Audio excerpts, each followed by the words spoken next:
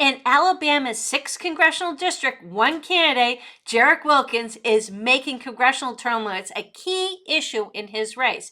He is so committed to term limits that he recently authored a book on the need for term limits titled Unshackling Democracy. And today I am pleased he's joining us.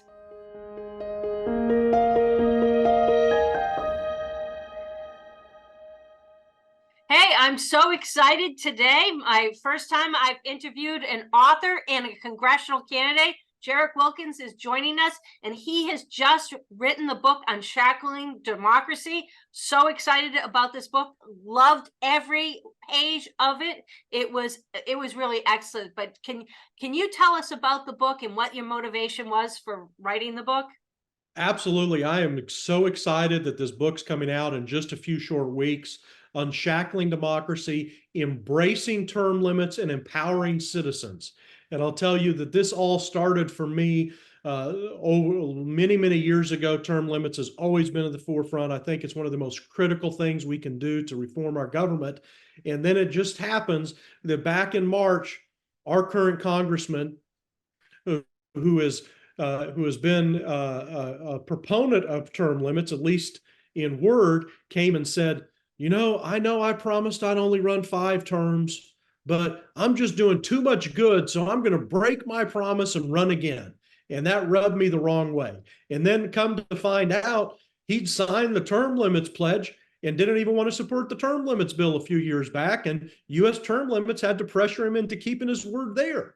So at that point, I got to work on this book, and it's been a lot of fun. I'll tell you, I've been in the auto industry for 24 years as a businessman. So I've used some great examples from the auto industry. I've done a great historical background of what our founding fathers truly intended. We've looked through the aspects of the presidential term limits amendment, and we've really made it not just a strong case for term limits, but very readable, very fun, and hopefully can help us engage with the American people so we can finally get term limits passed in the United States. So I'm really excited to be here talking about it. It's a fun book, especially on a subject like term limits. Who would have thought that we could make term limits engaging? But I think we've done just that in this book.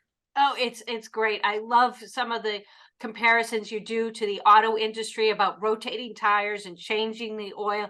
Can you give us a couple examples of those? Yeah, absolutely. And you've touched on some of those, but one of my favorites is how we talk about upgrading models. I mean, every few years, these auto manufacturers have a new model come out because the current one is outdated. And when you think about the fact that we've got career politicians who I've said on the campaign trail have driven us into the ditch, and we think that these same people are going to be able to get us out. Well, anyone that's ever been in that situation knows that when you're in the ditch, you've got to have a change of trajectory, a change of plans, and most importantly, a change of drivers.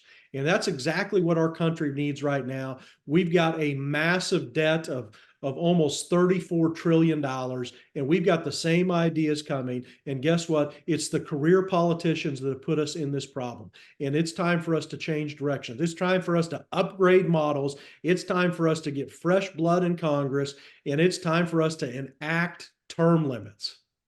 One of the parts of the books that I found most interesting is you going back and looking at the reasons why, term limits wasn't included originally with the founding fathers passed for our Constitution. Can you give us a couple little tidbits on that?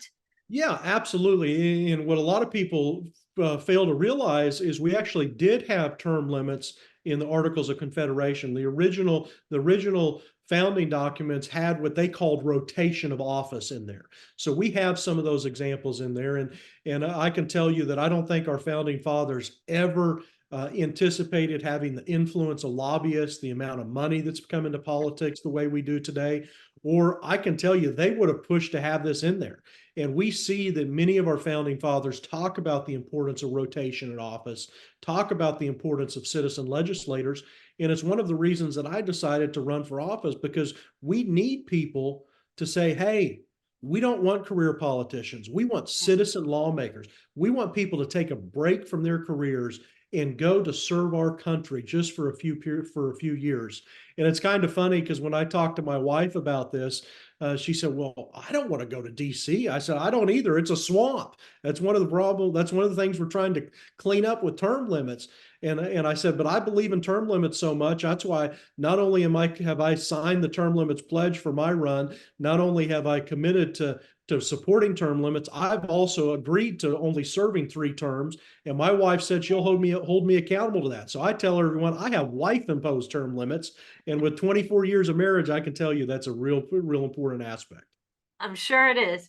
Hey, I'm sure you saw the latest Gallup poll, where it says that Congress only has like a 13% job performance approval. Do you think if we were to enact term limits, that their job performance approval would increase? Do you think people would that would restore people's faith in Congress? Absolutely. I think what we need is options at the ballot box. We need fresh ideas. I mean, like I said, it's these career politicians that have got us into these problems, and all they continue doing is fighting back and forth, not coming up with real solutions. And we've got real problems in this country. You look at what's going on at the southern border right now. My goodness, there's an invasion going on there, and these career politicians are doing nothing about it. But we get fresh ideas in there, we'll definitely see a change. And it amazes me because you look at these congressional races, and when there's no incumbent running, just like we see in Alabama's 2nd congressional district, there's 21 people running for that office. But guess what? When there's an incumbent, they've got such an unfair advantage with the funding they have. None of the PACs want to support someone that's not an incumbent. That there's no opportunity for competition, and competition is what makes our country great. And that's what we need. We need these fresh ideas to really come and clean out the swamp. Because I can tell you, I've spent some time in DC working on this book. I've been privileged to talk with some great members of our congressional delegation who have told me some of the stories about what's going on.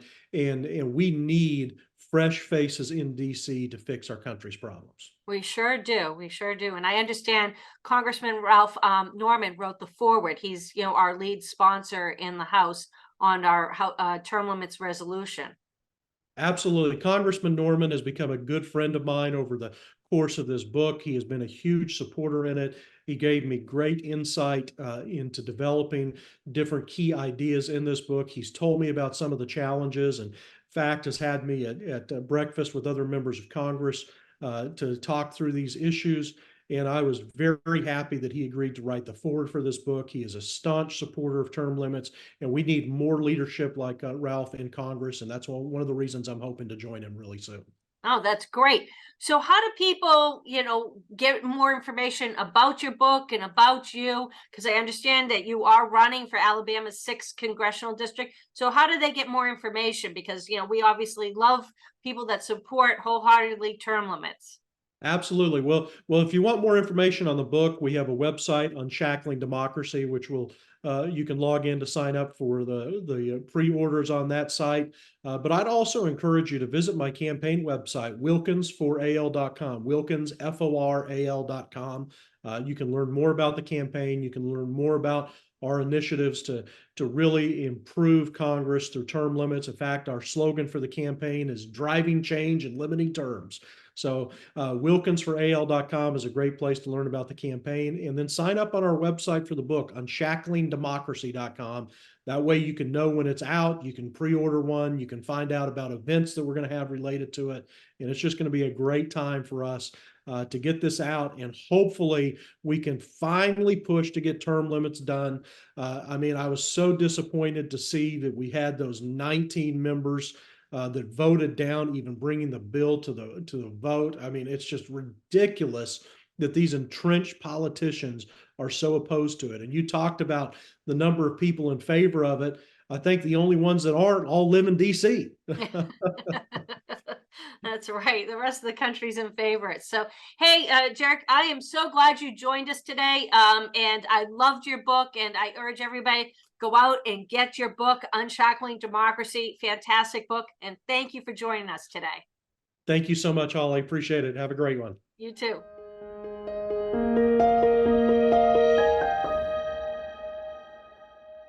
Congress Congress has the lowest job performance approval rating in 50 years.